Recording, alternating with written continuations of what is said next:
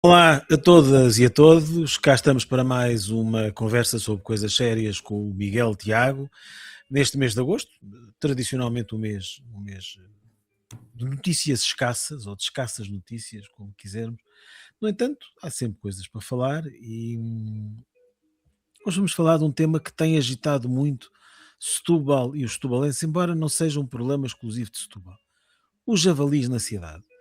Temos assistido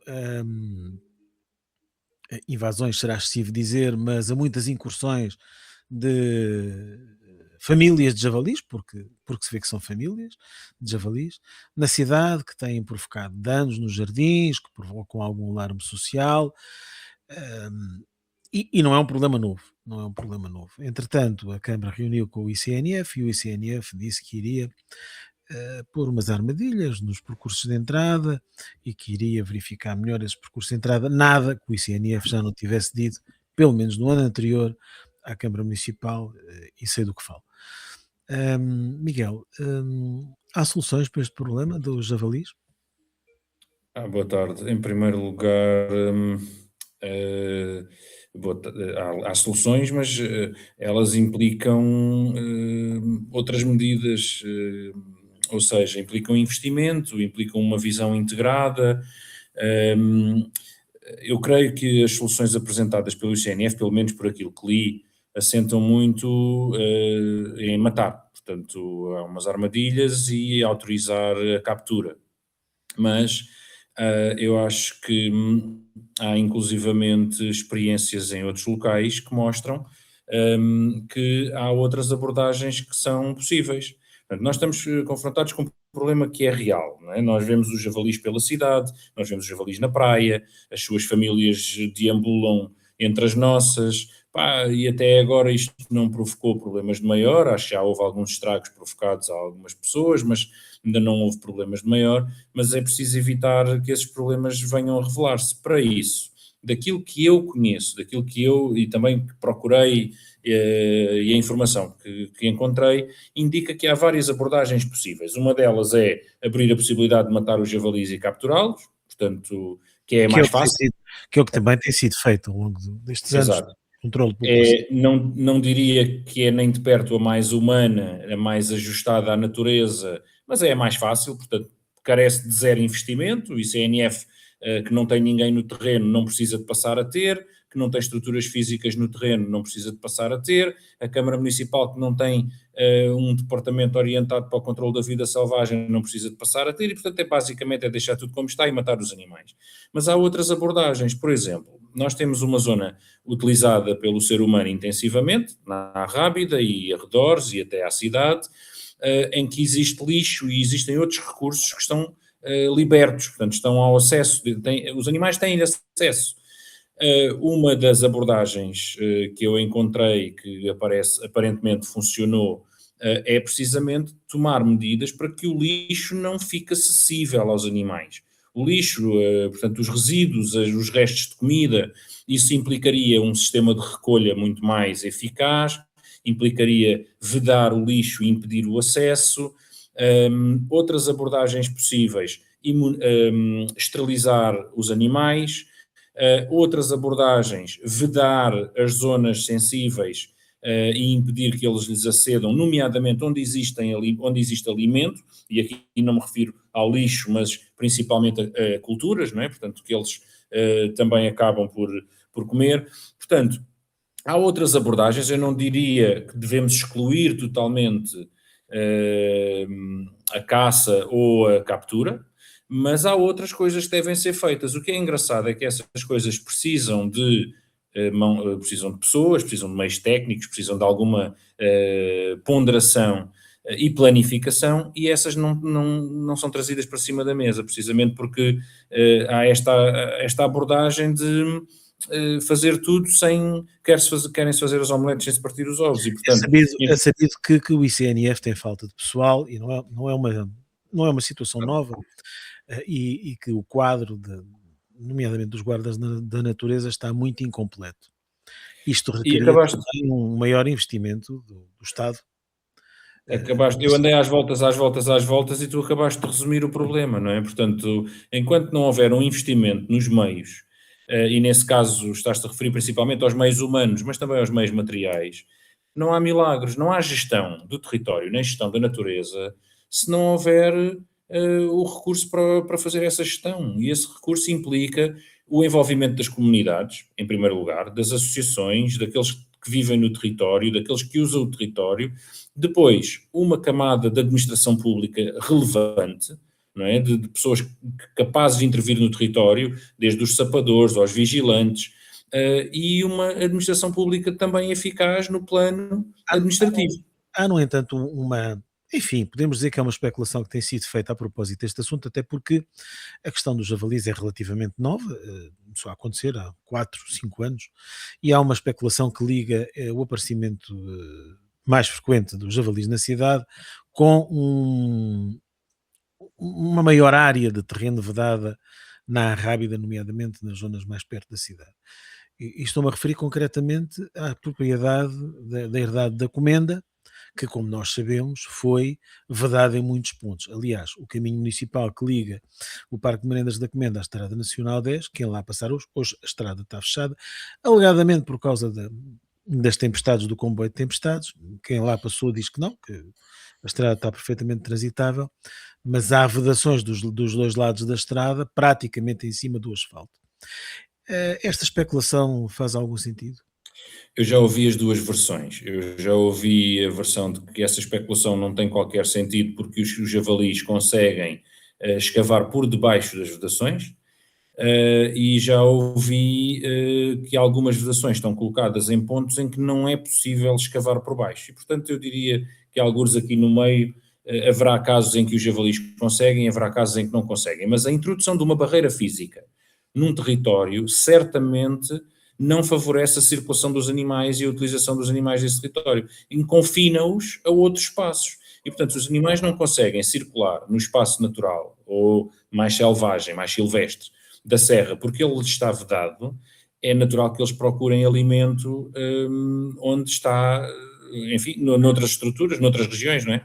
Não podemos naturalmente A verdade é que realidade direto entre as duas situações. O que é facto é que começou a acontecer a partir do momento em pois, que a propriedade foi adquirida e começaram-se a fazer votações numa série de áreas dessa propriedade. é isso, nós não conseguimos estabelecer a consequência, a causa-consequência direta, mas podemos relacionar e também não podemos excluí-la, não é? Portanto, uma coisa é certa, vedar tão importantes parcelas do terreno silvestre, do território silvestre, não contribui certamente para que os animais circulem livremente, e não me refiro só aos javalis, há outros animais. Muito bem, passemos então ao próximo tema que nos traz aqui hoje. A inspeção, isto é uma notícia de hoje, no dia em que falamos, dia 19 de agosto. A Inspeção-Geral de Atividades de Saúde fez uma inspeção na Unidade Local de Saúde da Arrábida sobre o encaminhamento de grávidas e chegaram a conclusões, enfim, preocupantes. Isto foi feito em abril, entre 13 de abril e 4 de maio, e concluíram que apenas em 2 ou 3 dias é que. Não, concluíram que só no dia 29 e 30 de abril é que a urgência funcionou em pleno. Isto é preocupante, como dizia, até porque Luís Montenegro ganhou as eleições com a promessa de um plano de emergência para a área da saúde. O que é facto é que está aqui a evidência de que essa emergência não funcionou. Já agora uma experiência pessoal, eu tive que recorrer, eu não um familiar, a uma urgência no Algarve há uma semana e esse familiar não quis esperar 15 horas no Hospital de Portimão e foi para um hospital privado onde esperou 5 e pagou 50 euros. Pronto, é só a propósito desta questão. Há um falhanço total deste governo na resolução dos problemas da saúde, em particular desta questão das urgências de obstetrícia em Setúbal. Eu tenho a ideia que o Montenegro até anunciou que o plano de emergência para a saúde seria apresentado em 60 dias, não é? Era uma coisa assim. Era. Eu não arriscaria dizer que há um falhanço total, porque, como sabes, eu acho que eles fazem isto tudo muito conscientemente, não é? Um falhanço seria, por exemplo, eu chegar lá, tentar pôr o Serviço Nacional de Saúde em condições de dar resposta às necessidades com que se confronta e não conseguir aumentar os salários dos médicos, investir nos recursos humanos, nos auxiliares, nos meios complementares de diagnóstico, investir em infraestrutura, e mesmo assim não dar resposta aos problemas. Isso seria, de certa forma, estar a falhar. Agora, neste caso, eles estão mesmo a tentar destruir o Serviço Nacional de Saúde. E, curiosamente, o facto de estes segmentos, estas valências da ginecologia, a obstetrícia, serem as mais sacrificadas, também não é casual. Está mais do que visto, não apenas em Portugal, que estas são as especialidades das quais a população não abdica e nem sequer se inibe de pagar para garantir um cuidado de saúde com qualidade. Porquê? Porque está muitas vezes em causa o seu próprio filho, não é? Portanto, ou o seu bebê, as suas crianças, ou ainda no caso de uma gravidez que pode correr bem ou mal. E estas são especialidades em que a realidade mostra que as pessoas estão disponíveis para, quando confrontadas com a opção pagar para ter bom ou não pagar e arriscar um mau serviço, as pessoas estão disponíveis para pagar. E não é por nada que são estas as especialidades que estão a sofrer mais o efeito da política do Montenegro e do PSD e do CDS. Porque eles sabem que é a área mais fácil de privatizar. Porque ao encerrar ou não dar garantias nestes serviços, as pessoas deslocam-se. Repara, porque uma coisa é eu dizer assim, estou com uma dor nas costas e o hospital vai-me demorar 10 horas a atender, ou o centro de saúde só me consegue a consulta para amanhã. A sensação de urgência é muito relativizada pela minha capacidade de gerir a dor e de poder pagar. Mas se eu estiver confrontado com uma situação em que a minha criança está ou o meu bebê está com uma tosse que eu não consigo desvendar, ou a mãe grávida está com uma aflição, neste caso as pessoas estão disponíveis para pagar e para ir à procura do privado, enfim, porque a história mostra que é assim, a experiência mostra que é assim. E, portanto, não é por acaso sequer que é nestes serviços que se têm sentido as maiores carências. É porque faz parte da estratégia de privatização. Portanto, eu diria, Montenegro está a falhar, que foi a tua pergunta. Não, eu acho que ele está a cumprir muito bem o seu papel. Não sei se a Spinum Viva também tinha clientes da saúde, e se alguém também pagava... Era mais dos casinos. Era mais dos casinos, a gente não sabe porque ele não divulga a lista, não é? Portanto, não sei se... E também não sabemos se os gajos dos casinos não têm ações na CUF e nos da saúde, mas de qualquer das formas, não sei se a Spinum Viva recebia para isso ou não, mas a verdade é que o Montenegro está a fazer um ótimo serviço a empurrar as pessoas para os serviços privados de saúde. E isso é um objetivo da política de direita, não é uma... Curiosamente, ouvimos a Ministra da Saúde ainda há dias dizer que não, que as urgências estão a funcionar melhor. Temos vindo a melhorar.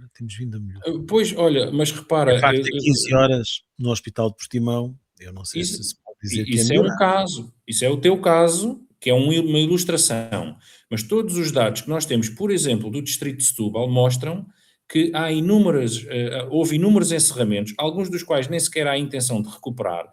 E o que a Ministra fez, e se calhar é por isso que ela diz que está a funcionar bem, foi concentrar serviços, mas isso foi feito à custa de encerramento de vários. Por exemplo, no Distrito de Setúbal encerraram vários serviços de obstetrícia e ginecologia para encaminhar para outros hospitais. Nos outros hospitais, se calhar, estão abertos, mas levam com os utentes de todos os que encerraram. Portanto, do ponto de vista da qualidade, do tempo de espera, a degradação é evidente. Não é? E é preciso não esquecer que o Hospital de São Bernardo serve o litoral alentejano, que não é uma área assim tão pequena e extensa.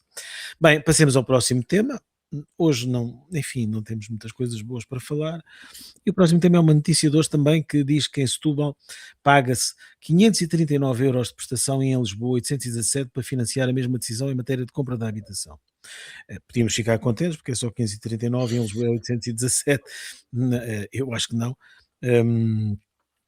Estamos perante um problema gravíssimo e as soluções que são apontadas não resolvem, parece que só agravam o problema.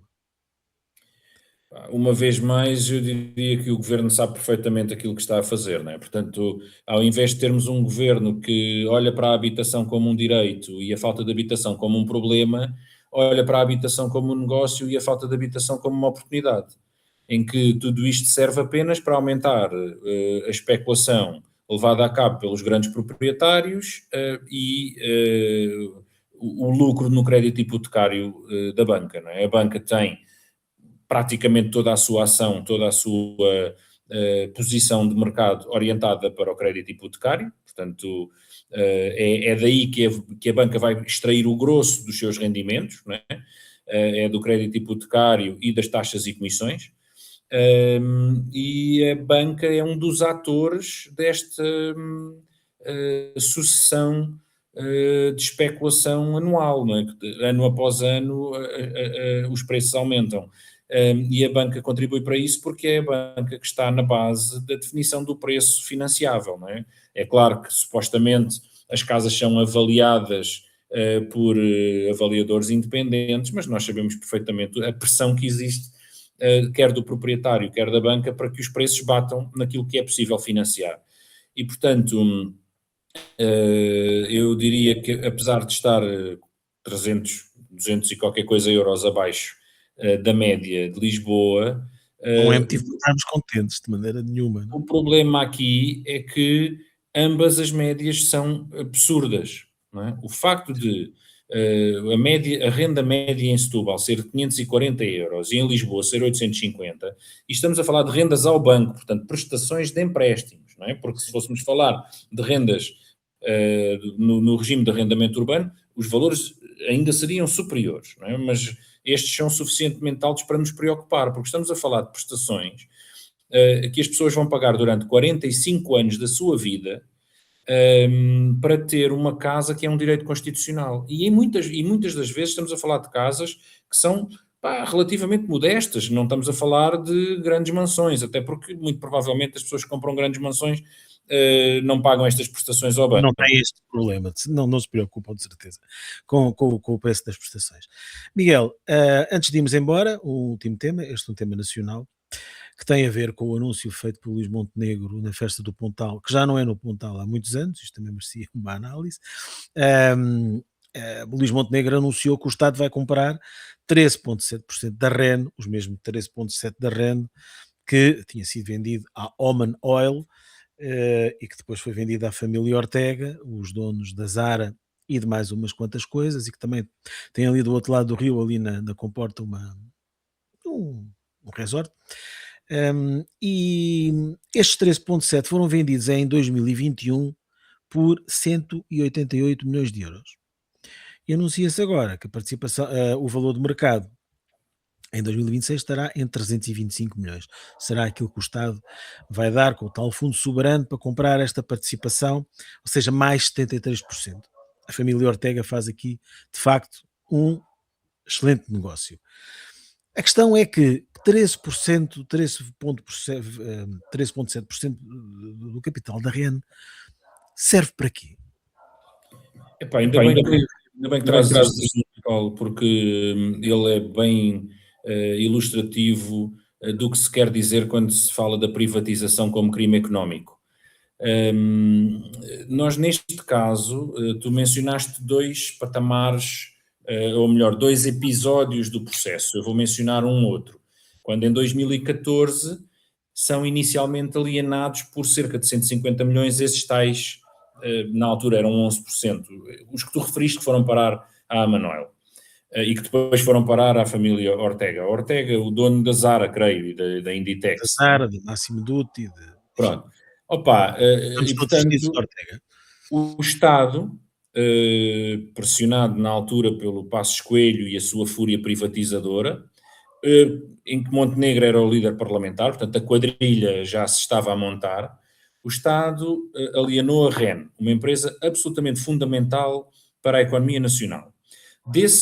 Dessa alienação Sobre este trecho específico, vamos referir-nos a este bloco de ações, Deixa-me digamos só assim. dizer uma coisa, para quem não sabe, a REN é a Rede Elétrica Nacional, é a empresa que não produz energia, transporta a energia.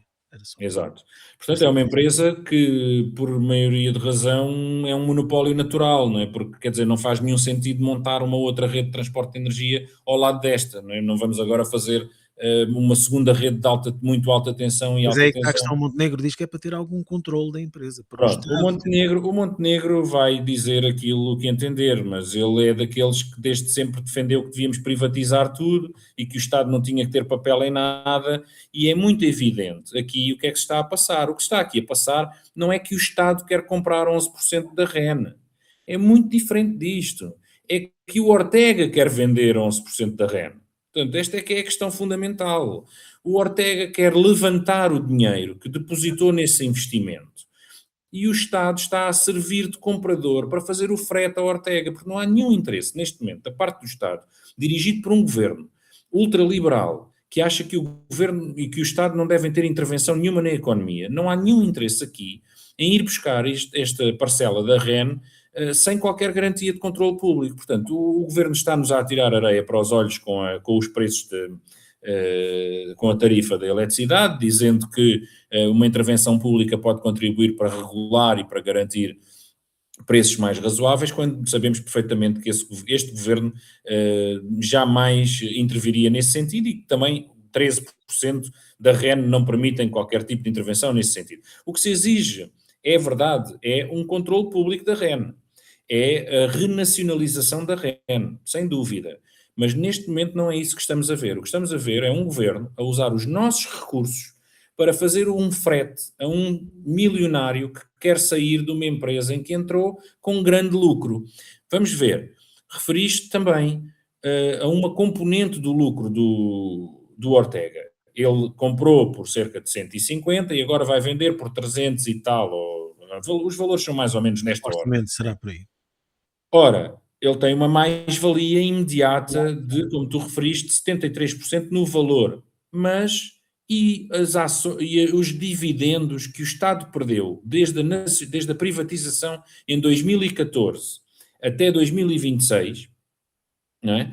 Que correspondem a um valor mais ou menos dessa ordem de grandeza, também mais 120, 130 milhões de euros perdidos em dividendos e entregues em parte à Ortega, enquanto foi dono das ações, e aos outros que foram donos antes. Portanto, o desastre foi feito em 2014, quando se privatizou, e o governo abdicou desses dividendos. Os grupos económicos abocanharam esses dividendos à custa da REN, que era uma empresa que já estava construída com os recursos públicos, já estava completamente funcional, não carecia de investimento.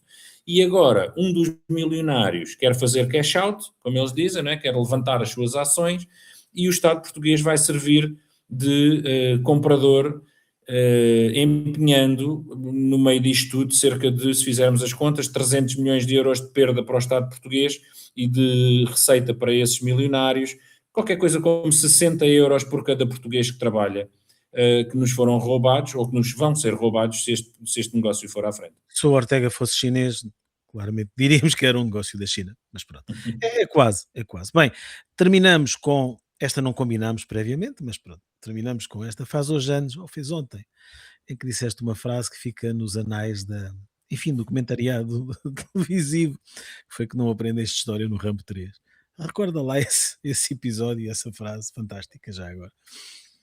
Epá, Disseste a alguém do CDS, creio eu. Era alguém do CDS. O que aconteceu nesse dia foi num programa de televisão, não me recordo do canal, em que eles mencionaram, estávamos a falar de guerra, eu não me recordo qual era a guerra que estávamos a falar, e o tipo do CDS diz-me assim, mas porquê é que não fala da invasão do Afeganistão pela União Soviética? E eu respondi-lhe, olha, eu não falo da invasão do Afeganistão pela União Soviética porque eu não aprendi História no Rambo 3 e sei que a realidade não é como apareceu naquele filme, não é? Não sei se te lembras em que no Rambo 3 os americanos financiavam os talibãs e os mujahideen. E é verdade. E que é verdade, sim. Essa parte é verdade. financiavam os talibãs e os mujahideen para combater contra a União Soviética. O que o filme não conta, e por isso é que não podemos pensar que aprendemos história pelo Rambo 3, porque vamos estar a ver só metade da história, é que os mujahideen, os talibãs, estavam em guerra contra o governo afegão, que tinha sido resultado da Revolução Afegã, um ano antes, creio, ou uns meses antes daqueles episódios no filme, da narrativa do filme. E o regime religioso, ou seja, as forças religiosas dos talibã, insurgiram-se contra o governo democrático do Afeganistão. E, portanto, os Estados Unidos decidiram apoiar os talibã contra o regime democrático e a União Soviética decidiu apoiar o regime democrático que tinha saído da Revolução Afegã. O governo afegão, o governo oficial, que era o governo revolucionário, pediu ajuda à União Soviética para combater os talibã, porque os Estados Unidos estavam a apoiar os talibã. E a União Soviética, de facto, colocou tropas e fez uma intervenção militar a pedido do governo afegão, o que não conta como invasão à luz do direito internacional, mas sim como apoio legítimo a um Estado que pediu, porque esse Estado estava a ser intervencionado, esse sim ilegalmente, pelos Estados Unidos através dos talibã. Sabemos como acabou com os dirigentes desse governo enforcados em praça pública e com as mulheres a não poderem ir à escola, a terem de... Enfim, uma série de coisas que a grande democracia americana patrocinou. Miguel, terminamos aqui a nossa conversa sobre coisas sérias desta semana, voltaremos para a semana.